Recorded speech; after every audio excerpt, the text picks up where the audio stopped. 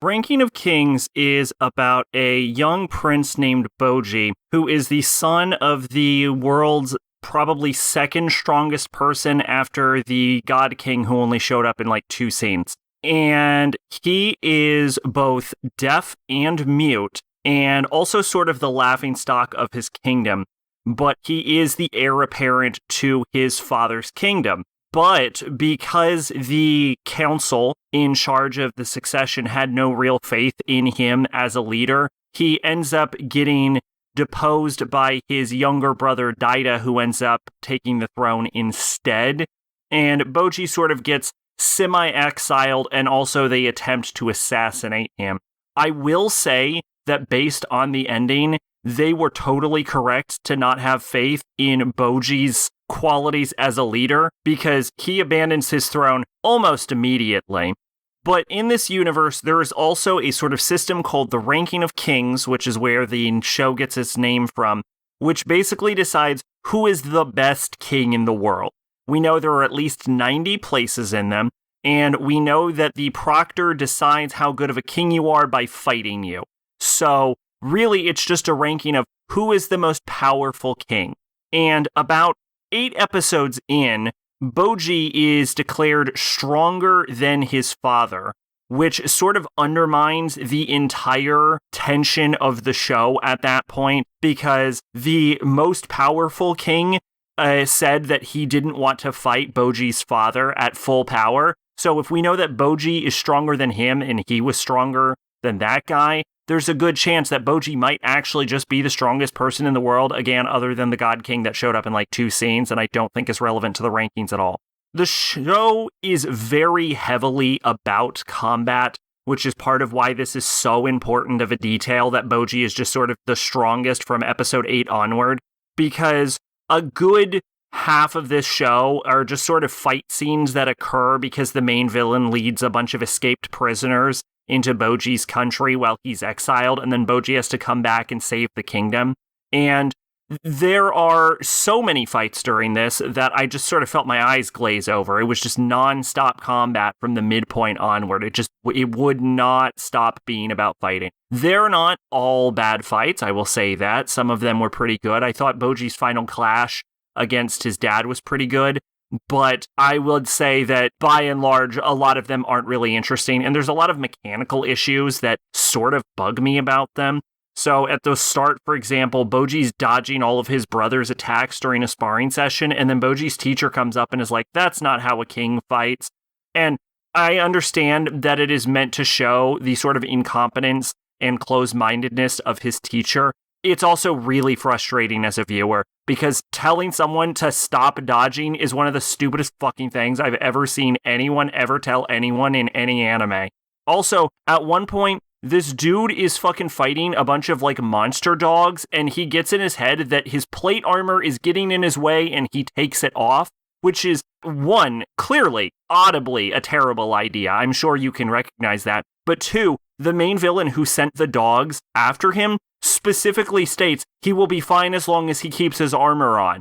So the only reason he was in any danger in that fight is because he for some reason decided to take his armor off. It makes no sense. I will say the entire show isn't full of dumb shit like that, but those 2 instances really got me. Ranking of Kings does seem to play a lot with sort of like fairy tale-esque character tropes, and it usually tries to subvert them. And this isn't really a good or bad thing, but it is something worth noting. Like, for example, there is a talking mirror, and the main character's evil stepmother is actually, as it turns out, not evil at all. Although she is stern and harsh, Queen Hilling is actually probably the second nicest person in the entire show, outside of Boji himself.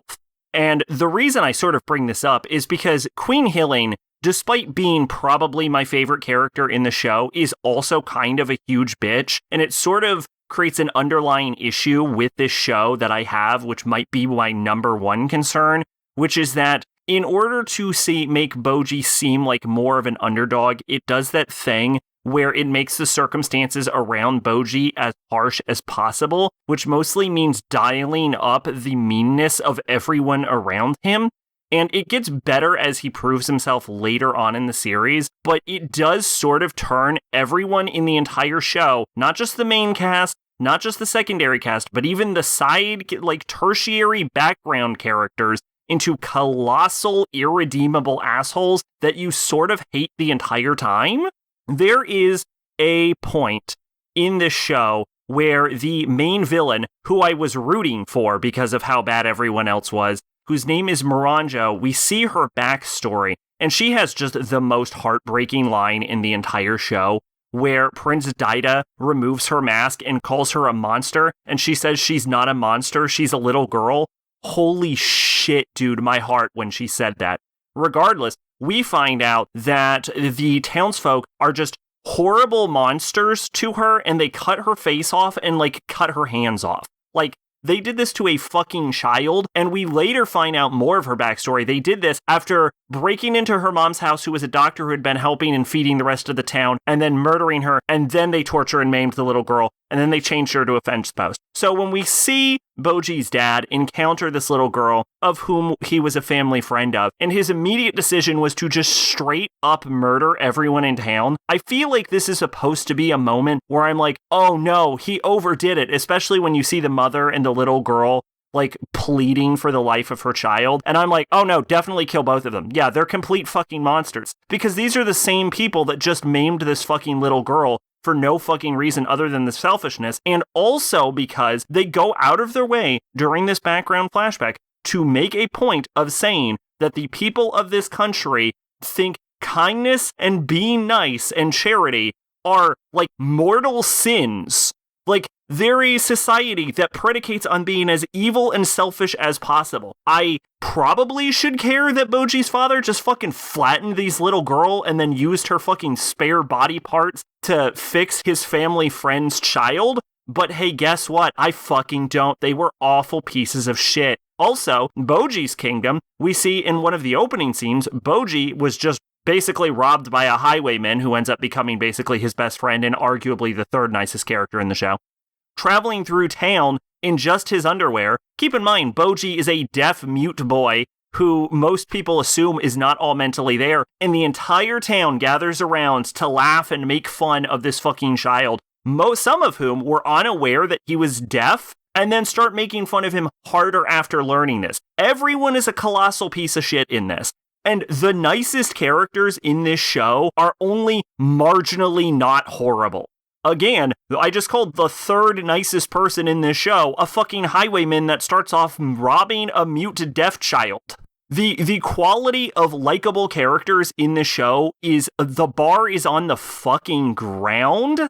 And obviously the nicest character is Boji himself. He is a sweetheart, I will say that. I also kind of don't really like him because he really only has like 3 modes. He has brave and fearful. He has 2 modes. He has brave and fearful and sad. He has brave, fearful, and sad.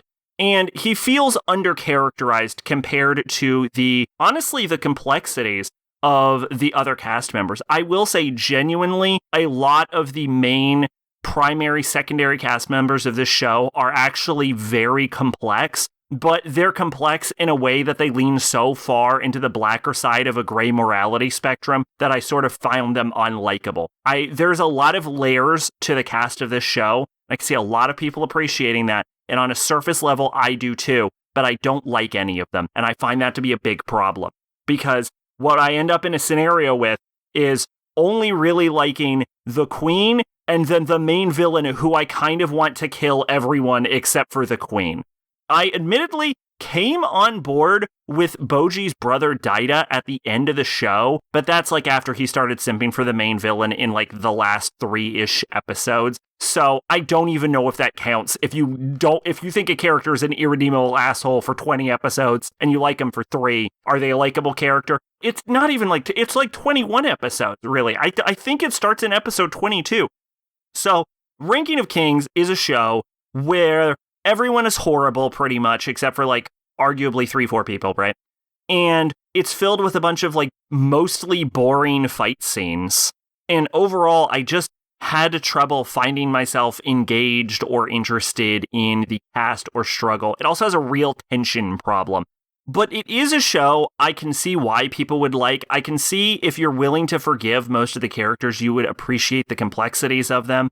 And the fight scenes are pretty well animated. If you find yourself more engaged in anime combat than I do, I can definitely see why you would like that. So it's one of those shows where it's not to my personal preference. I totally understand why it would be popular, but if I ever see it again, it would be too soon.